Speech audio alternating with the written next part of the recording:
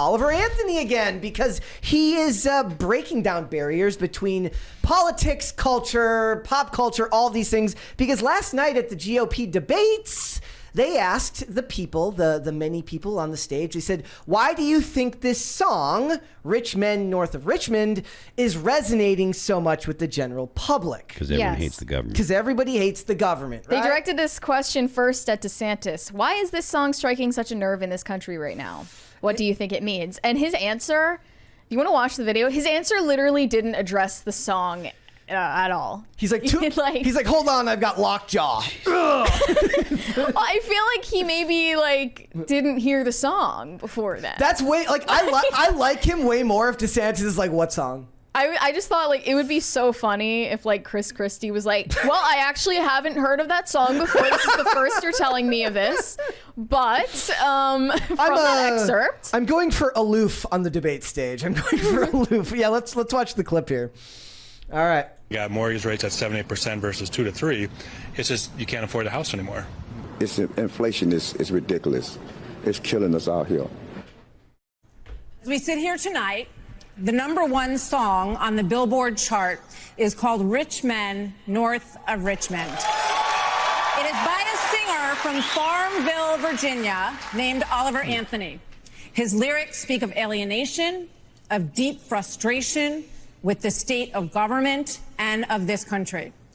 Washington, D.C. is about 100 miles north of Richmond. These rich men north of Richmond, Lord knows they all just want to have total control, want to know what you think. they pan to all of their facial reactions. And DeSantis is just like, $1 ain't shit, and it's tax to no end. they're such reptiles. So funny. Why is this? Vivek is the only one who mimics being human fairly well. Vivek's teeth are powered by batteries. Song striking such a nerve in this country right now. What do you think it means? I mean, the fact that he's Our a little, country he's got olive colored skin doesn't help. But. This decline is not inevitable. It's a choice. We need to send Joe Biden back to his basement and reverse American decline. What does that have to do with the song? And the crowd just roars. And I'm like, it takes so little to excite people these days. What is it weird now? Can anybody think of another time? I didn't pay close attention when I was really. We got a $20 one. Oh, yes. From sorry, Patriot American. That. He said, Phil, if the current Star Wars series is directed, written, or produced by Dave Filoni or Jon Favreau, please just have a little faith in them. Because unlike Kathleen Kennedy and the rest of them, they're not woke. I completely understand what you're saying, and I would give Jon Favreau or Filoni the benefit of the doubt and would watch whatever they produce. But as long as Kathleen Kennedy's there, I think that it's likely that the products are going to fall short of what I would hope for. Yeah. I think it's probably a fair way to say it. Yep. Not saying that they wouldn't have anything that I like, because I like the first season of The Mandalorian, but it's likely that they're going to, drop the ball with Kathleen Kennedy running. Her claws are just sunk in too I deep. think at so. this They got to point, get rid of her. So, can you think of another time in the culture where something like entertainment played as big of a role in a debate like this?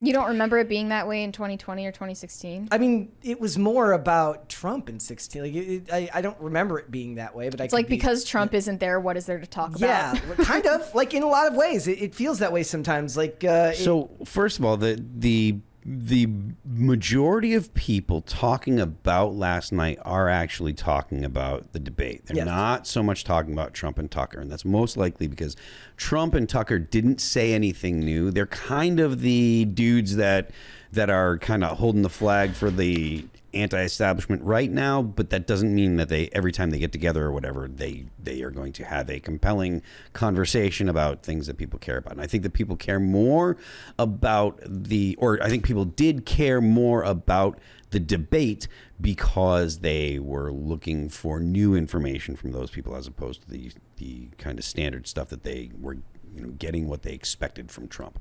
Trump didn't surprise anyone, and no one really kind of expected him to surprise anyone. And right now, I did ask the chat, I said, what did you watch last night? I do apologize, I didn't put neither as an option. Thank you, guys. Thank you. Thank you guys so much. Thank you so much. All right. So I asked everybody, I said, what did you watch last night? And right now, with 35%, they're saying Trump and Tucker. 33% say both, and if it was neither, say comment. just the GOP debate. Represent watching neither. Yes.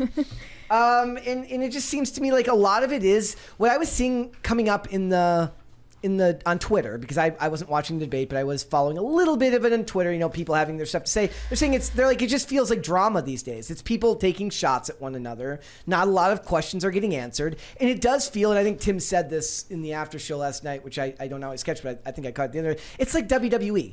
Most of it does feel like pro wrestling these days because people have turned politics into a spectator sport. So it's not hard to believe that things like music and television have become frontline issues when everyone knows that takes your eye off the ball, which is actual policy. It's all because of Bill Clinton too. You think it's all because of that damn saxophone? Sax on MTV. It's the damn. Well, it's like I smoked pot and sax on MTV did it. But he didn't inhale. Everyone knew he lied. But it's funny too because I still remember like some of my earliest thoughts politically. I'm younger, so like some of my earlier thoughts politically were like in like when Obama first got elected, and I was like, why is this guy doing so many late night appearances? Doesn't he have a job to do? Why is he smooth jamming the news? Yes, and in a lot of ways. Also, I posted an old. It's just. I yearn for the time when the country made more sense as like a cohesive unit. I reposted an old video from when Kirby Puckett retired. He's a baseball player. He played for the Minnesota Twins back in the 80s and the 90s. On the 87 and the 91 World Series teams. And some of the clips that were intercut in this montage of him from his career was the U.S. team, was the Twins at the White House during George Bush Sr. When you win a World Series, you win a national championship for a lot of these sports teams, they get to go meet the president, right? And there's a clip of him, at the White House with George Bush. And I just think about a time when the country felt a little bit less divided, right? You could at least cohesively come together amongst the idea that this was the guy who led the country. But now, or is that just because he stood for less? The Bush stood for less. Yeah. Almost any president. My nostalgic side would like to believe that we were just more cohesive as a country. In the 80s and 90s, we were more cohesive. There's no question about it. Like the United States nowadays very strongly feels like there are two different Americas, and in 1992, 3, 4, 5, that really didn't feel like that. And I think the partisanship. A lot of it comes from, cell phones and the internet and stuff. But back then, everybody kind of had a similar concept that liberalism was kind of the good thing. And the conservatives weren't like they were the conservatives that were like Christians and stuff like that. But it didn't feel like they were trying to control thought the way they did. They were trying to keep people away from, doing too much drugs, and they were trying to keep people away from pornography and stuff. What about the rock swears music? And stuff? Yeah, and swears and stuff. But it wasn't like they were trying to control people's minds. Yeah. There was no effort in the 80s or 90s to try to brainwash people. And the whole trans women are women is an assertion that you must conceptualize trans women as actual women. That is an attempt at controlling your mind, controlling what you think. And that's something that's happening more and more in society. And I think that's where the polarization comes from. One side wants to control what you think. And that's why the song, they want to control what you think, control what you do. That's why it speaks to so many people. I think both sides, like if social media existed in the 80s, I think it would still be, I think it still would have happened, right? I think both sides would have tried to use it to their advantage back then. I disagree because of the time, because of the stuff that's been taught in schools, because of Paulo Freire and all the stuff that got started in the 80s and 90s. You don't get the type of reaction from society that you get today without 30 years of Marxist schooling. You don't think that the power hungry politicians and people in the media would have tried to use it to their advantage 30 years ago? They didn't have the foundation. It wasn't there yet. The foundation was being laid in the 80s and 90s. It didn't get into colleges until the 90s. Okay. And then but they were being taught by boomers. Pardon me? Who's they? the kids in college in the 90s. So the so in the 90s, taught by radical boomers. So they were being taught, but the radicals didn't start to really get into the sociology departments until the early 90s. So Paulo Freire laid the foundation. George Lukács, or no, maybe it wasn't George Lukács. Paulo Freire's book started to make and his influence started in the 90s, or started in the 80s, and got into colleges of education in the 90s. So the foundation for all of this stuff, it all was laid in the 90s. And so we wouldn't have, if we had social media 50 or 30 years ago and it started in the 90s, you wouldn't have the reaction, because the fundamental concept that people had of America wasn't the concept that the government should take care of you the way that it is nowadays. If you got 20 and 30-year-olds nowadays that are like, the government should provide this. 30 years ago in like 1993, that was not something that people thought. The idea of universal health care was not something discussed in the majority of society in the early 90s. So these ideas weren't really there. Our health care really went belly up in 2008, right? Like more so after Obamacare was passed, and it got more and more unreasonable. I don't know, but you didn't hear, but I didn't hear people talking about having socialized or universal health care until at least the 2000s. Yeah. And it was after, Mitt Romney started in Massachusetts, and that was like in, 07, 08 or something like that. So also, I saw this article from Breitbart that's saying that Oliver Anthony is now reportedly making $40,000 a day from Richmond, north of Richmond. I want to know how. Is this accurate? Phil, is it possible that this dude is making $40,000 a day? He doesn't have physical so. sales. I don't think so. Yeah, it says the 30. Streaming doesn't make any money for artists now. I feel like this is when you Google somebody's net worth, and then Google will just make up some random number. I don't know for sure what he's getting a lot of spins, right? But I know that, and I don't know, but I don't know what kind of, money he makes. That's an insane amount of money to think like that you'd be making per day. What do you do to appeal to a working class fan base if you're not going to be working class anymore? I mean, well, so he's writing from a working class perspective. It's going to be at least a few years or another album's worth of stuff before he would run out of topics that are related to what he experienced as a working class guy. So what I mean is, this happens to rappers a lot. It happens to me when I read, because I'm like, most of all that remains fairly successful stuff is actually like love songs, and like if I haven't been in a tumultuous relationship, like Taylor Swift, like the reason that people can relate to her stuff is because everyone can kind of relate to being in a tumultuous relationship, or most people can. You think she ever like just one day met a guy who was too nice, and she's like, I'm not going to get any albums out of that. I'm not. Probably. Swipe left. It was Taylor Lautner. Yeah. I'm not going to get into trying to diagnose what's wrong with Taylor Swift, but Taylor Swift has she's got an emotional thing going on. We got a $20 super chat there from Patriot American. He said, Weathermen and Underground, or what was left of it, info sprayed is this is a lot. Sprays it in universities. Yeah. Among other organizations to try and radicalize the next generation of used to be just like them. Hence why we have BLM and Antifa now. Yes. There was an old. We got another one. Before we read that one, just like there was an old episode, and I don't remember. It was like it was one of the Boomer shows, right? It's one of those Boomer shows that I love that everybody makes fun of me for loving for. And they actually did an episode on a radical leftist college professor. This is in like 2011, right? Mm-hmm. Where basically they find out that this dude at the end of the episode, he did commit the crime. They arrest him, whatever, and basically he points out, he goes, "You don't understand how many seeds I've sown in the 20 years I've been in education." Yeah. And I was always shocked that they were willing to put that on television. And the name of the group, and it was an old NCIS Los Angeles episode, and the name of the group that he was a member of was named after Mao. Yeah. And this was on a network show in the 2010s. I would have never thought they would have done anything like that. It was crazy. This one from Derek Fanbecker, I guess that's how it's said. Not only are people hungry for patriotic messages, but good movies and real music, 1984 is failing. I mean, yeah, Top Gun Maverick. I think the success of Top Gun Maverick and the relative failure of Mission Impossible: Dead Reckoning proves to you that in America there's a strong desire for patriotic films, or at least not a strong desire for Tom Cruise, a strong desire for. Well, that's wrong. That's just wrong. Don't denigrate men. Honestly, Top Gun Maverick was not nearly as in-your-face patriotic as the first Top Gun, and I'm sure that was on purpose. Mm-hmm. It was also, I mean, the first Top Gun was sentimental, but Top Gun Maverick went like way overboard with like very sentimental, sweet, saccharine messaging, which was nice. It was emotional. It was nice. Take that, Russia. It wasn't as patriotic though.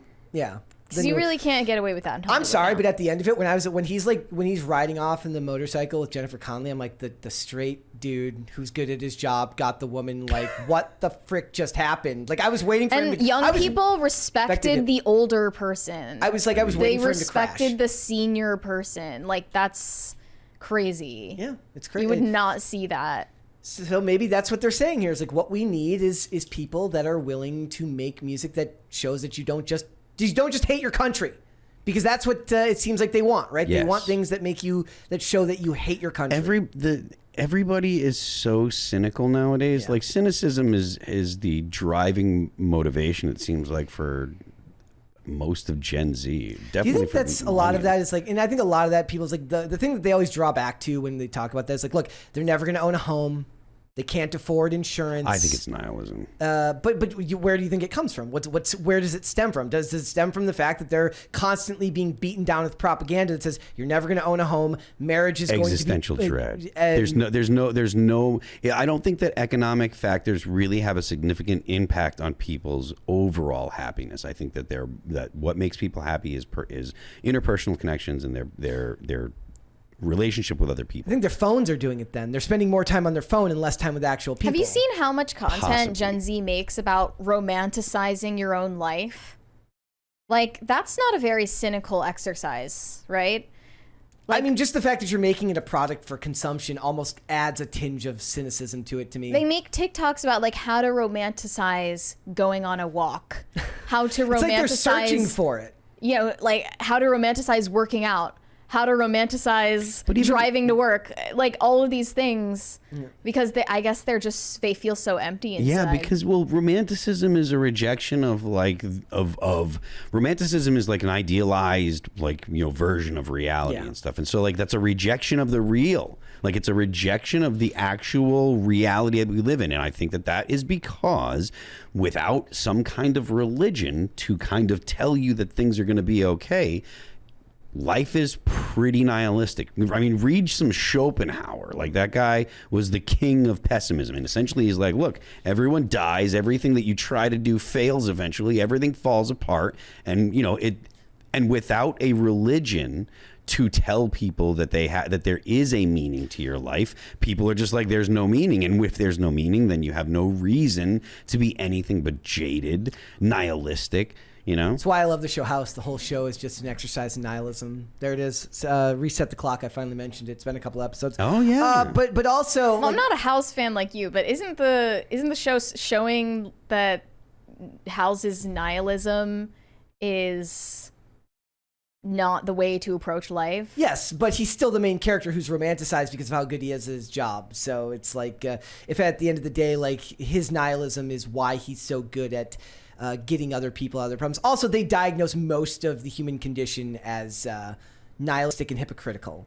But another thing that I think it is like we're growing up in the generations now where prior to Gen X, you didn't grow up necessarily with movies, you grew up reading. And I think nowadays a lot of people are growing up watching they grew up watching romanticized versions of their lives in movies. So it's like when your romantic relationships don't rise to the story of a romantic comedy with the outcome you're really looking for at the end, where the music swells and you end up perfectly happy and in love, people end up being let down by just how average and normal the real world is, because they're bombarded with over-the-top examples of what it could be, but those aren't reality. And I think that that's a bit depressing sometimes for some people.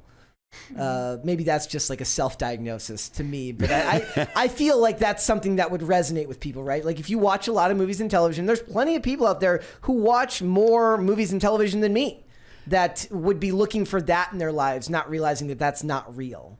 I think that maybe you may be onto something, but what Mary was saying, talking about romanticizing their own, lives or how to romanticize stuff. I feel like that's so that way they can put stuff on the internet that makes their life look better than it is. So that way, at least when they look at their Instagram page, their life looks good. Because they're looking at nothing but travel influencers whose whole lives are supposedly these amazing trips and these amazing experiences. There's a $20 one there from The Last of My Kind. He said the rumor was that they cut a deal with Disney to keep Kathleen Kennedy out of Ahsoka by giving her a new show called Acolyte to fill with her wokeism. Also, the male crew members that are missing, Ezra, Zeb, and Rex. I love the idea that it's now like a bargaining position, like in your contract meetings, like woke, and then it says like trademark, and then they have to describe what that means. In your contract dispute, when she's like, fine, I'll give you this show. I'll let you make this show, but I get to make this show about this. I don't know, man. It's I think it's all of it's a little bit depressing because we look at the world on our phones now, and so much of what you're looking at is manufactured content that's designed to get you to emote something, whatever that emotion is. It's like those. You know what Instagrams do really, really well are the '90s nostalgia channels.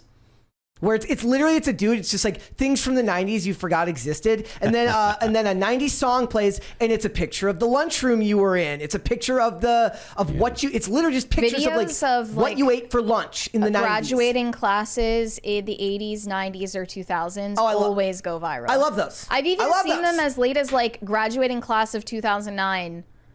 Videos that people took on their cell phones, and that goes viral with Gen Z, and they're like, I so would have rather gone to high school in this time period. I look at those and I'm like, look how thin everyone is. That's true. Oh God, that's true. The condition that America is in it's depressing.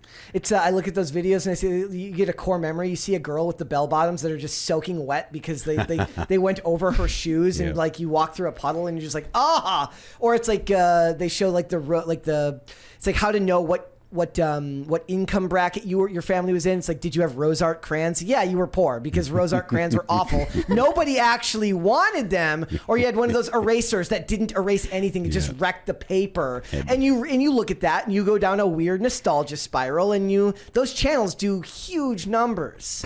Thanks for watching. Listen to full episodes of Pop Culture Crisis on Spotify. Keep up with us on social media and make sure you subscribe and ring that bell so you never miss the show. Bye, guys.